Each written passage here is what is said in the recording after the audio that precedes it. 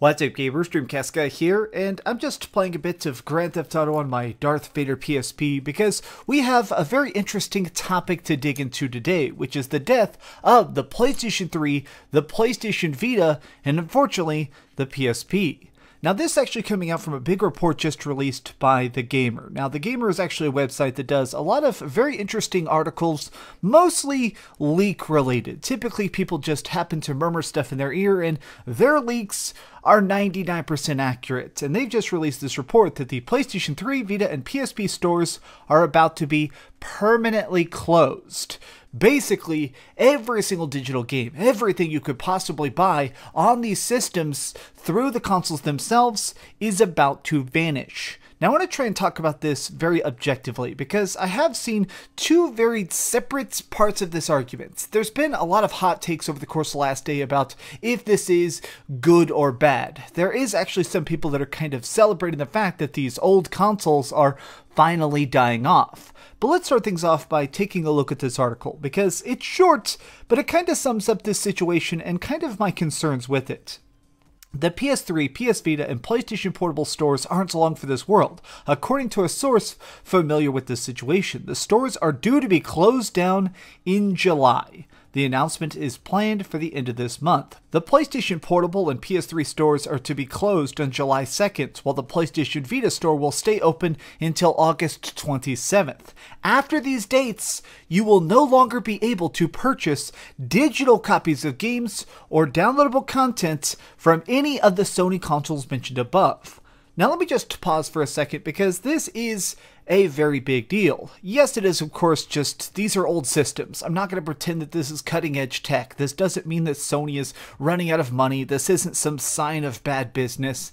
To me, it is just a sign of disappointment. Now, part of this is just because I've always thought that video games are a very unique art form. They are just gigantic digital worlds that we get a chance to explore in, and part of this comes from downloadable content. When I think about stuff like Fallout 3, of course, I picture the huge expansions that were released. When I picture old games and stuff, part of the reason I loved my PlayStation 3, and especially my PlayStation Vita and stuff, is because of the digital content. The times where I could actually install digital-only experiences. As of now, we're in a time period where most games get a physical release. If you manage to make at least a decent cut of profit, people like Limited Run Games will help you release stuff, even tinier indie games like Hades. This is one actually I just bought. Even this game, not a huge release, kind of a tinier budget game, they managed to do a physical release. But that is in the current era. 10 years ago, 15 years ago, getting somebody to actually stock your stuff, getting a chance to have somebody ship your games to the fans, it was a lot more of an expensive procedure. So a lot of the best indie experiences that came out in those generations had to be digital only. It's just kind of stunning to imagine the fact that hundreds and hundreds of digital games that currently exist are about to get Thanos snapped completely off the map. There are so many freaking things that you love right now that are about to completely cease to exist, and that to me is a disappointment. But there is another side of this. There's a discussion that I feel like not enough people are having, which is the fact that this is going to freaking cost more gamers a lot more cash. I think, of course, about retro games.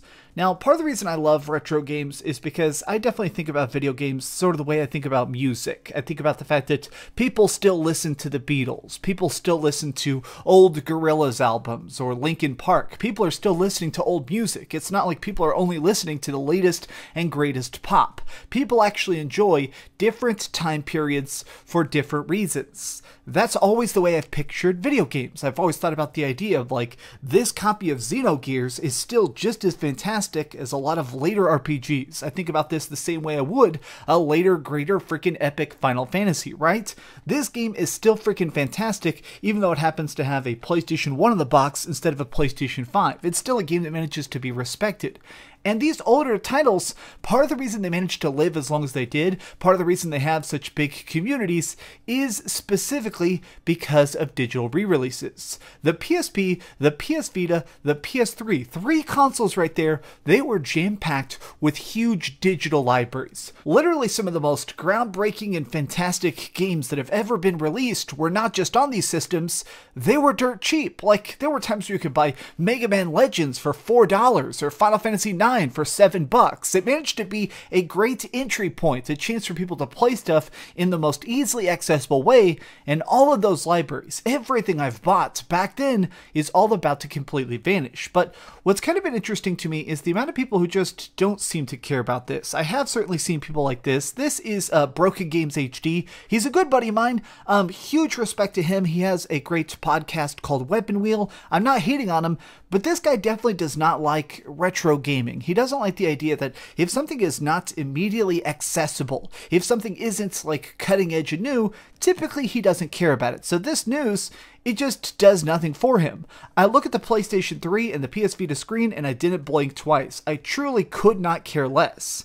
Now my thought is that this is probably a sentiment that is very widespread. I bet there is a huge chunk of gamers out there who aren't like me. Now part of this comes down to the fact that I'm a little bit of an older guy. Like, I'm in my 30s now. I definitely enjoy some retro games and some new games. I enjoy online multiplayer stuff, but also just getting a chance to sit down with my Super Nintendo is a great time. And so it's not completely surprising to me that some people just don't care about the old stuff. People just think that it can all be deleted and it doesn't matter. But what's crazy to me is that freaking Sony themselves talks like this doesn't matter. This is a real quote from Jim Ryan, the head of global sales. Jim Ryan is a huge part of Sony. Here's where he says that he doesn't care about old school games. When we've dabbled with backwards compatibility, I can say that it's one of those features that's much requested, but not actually used much, says Jim Ryan.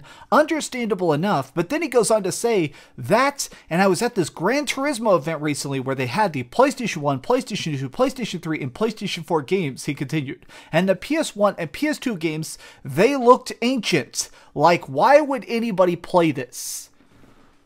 Jim Ryan, head of global sales of PlayStation. Now, Jim Ryan has gone on record again and again, basically saying nobody cares about the old stuff. But I want to actually give you a counter argument, which is the fact that the old stuff matters. Retro games matter. Old school stuff, even if you're not playing it, even if it's not just something that's going to be on the stores of GameStop, something that's not going to be selling 1 million copies in 2021, the old games matter. But more than that, I'll actually say that this is one of the reasons where archiving is becoming incredibly important. Sometimes people talk about piracy, about hackers, but I feel like there's a light side of this. There's an argument for the fact that some people have to be hacking these games. Some people are actually going into these servers right now and downloading the raw data of a bunch of digital games that are about to completely vanish. Games, big experiences, huge things that are really fun. I have so many times where I've played stuff that was fun and I can't track down. Like, there was an old school